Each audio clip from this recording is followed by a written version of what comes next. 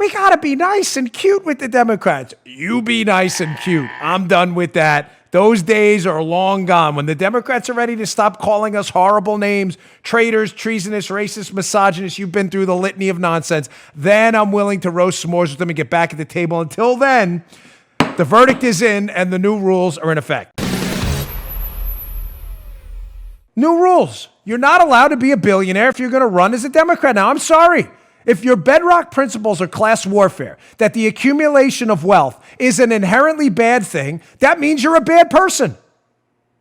I don't think that. Those are your rules. But as long as they're your rules, then the new rules that we play by your rules are in effect. Hence, you're a bad person. By your definition, not mine. New rules, your definitions. Your rules are now in effect. Billionaires, very bad. So, in case you don't believe these people are total frauds and hypocrites, we are going to apply their rules until they're willing to go back to the old rules, which is normal discussions about things like ideas. Listen to Bernie Sanders here. Here's this video of Bernie. This is who this guy really is. This fraud phony. Demonizing wealth, demonizing capitalism.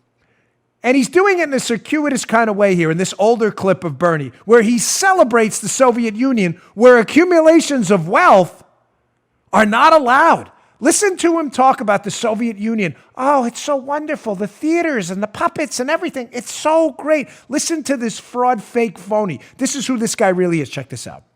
I think it's also fair to point out that when we were in Moscow, for example, I think most of the people here also were extremely impressed by their public transportation system. The stations themselves were absolutely beautiful. Including many works of art, chandeliers that were beautiful. It was a very, very effective system. Also, I was impressed by the youth programs that they have, their palaces of culture for the young people, a whole variety of of programs for young people, and cultural programs which go far beyond what we do in this country. We went to a theater in Yaroslavl, which was absolutely beautiful, had 3 separate stages, where cultural programs are put on by professional actors and actresses, including a puppeteer area. And the cost, the highest price of the ticket that you can get was the equivalent of $1.50. Joe, they had puppets in the Soviet Union. Puppets. Yes, they do. Yeah. Forget about the gulags. Circuses, you ever read Solzhenitsyn, the Gulag Archipelago? Ladies and gentlemen, if you haven't read that book, it'll change your life. Where they talk about how people were randomly put in prison. You ever read the book, folks? It's a long book.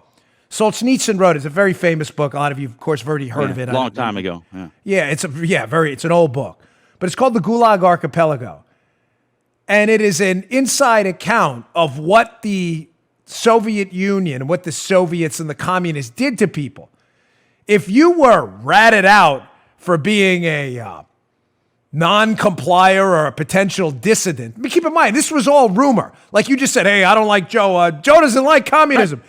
You found yourself in the Gulag, where they stacked people so thick. Solzhenitsyn's descriptions are devastating. So thick in cells with a bucket to do your business in, if you know what I mean, and barely edible food to keep you alive. They stacked them so that they would sleep on the concrete cold floors, and they all had to move at the same time because there was no room to switch your position on the concrete floor. But they had puppets. They had puppets. The Soviet Union, not that was an act or anything. You know, Kim Jong-un has a way of showcasing, look at me. He puts up, hey, they all celebrate and they wear their Sunday best. And then the minute they take off those clothes, we need them for the soldiers. And they whip them and tell them to get back in the gulag. This is Bernie, this fraud dope, celebrating this. This guy's running for president of the United States and is the lead candidate for the Democrats right now. So he's celebrating a system where the accumulation of wealth is banned. Communism. From each according to their abilities, to each according to their needs. You know the rules. No wealth. It's not capitalism. You're not allowed to work hard, accumulate wealth, and pass it on. None of that. You will distribute it to each according to their needs. Their motto, not mine. So you would think if that's the real Bernie Sanders, then of course Bernie Sanders, if he's not a fraud, would be living this kind of lifestyle himself. Now keep in mind, I have no problem with Bernie Sanders' accumulation of wealth, but we're not playing by my rules anymore. We're playing by the new rules, which are your rules. Your rules, Democrats, are class warfare is to be instituted at all times, and millionaires and billionaires are the enemy. The new rules are in effect, and they're your rules. Let's go to this piece by the Wall Street Journal. Clearly, Bernie Sanders isn't a millionaire because he loves the Soviet Union and communism where there are no millionaires because the new rules say those are really bad people. Well, when you go to the Wall Street Journal piece today, you'll figure out that Bernie Sanders, of course, is a colossal fraud. Here's a piece by James Freeman in today's WSJ, how Bloomberg and Sanders made their fortunes. He quotes Forbes later down in the piece, James Freeman, in case you're thinking, well, the Wall Street Journal is relatively right-leaning. Well, Forbes isn't. Forbes can be left-leaning at times.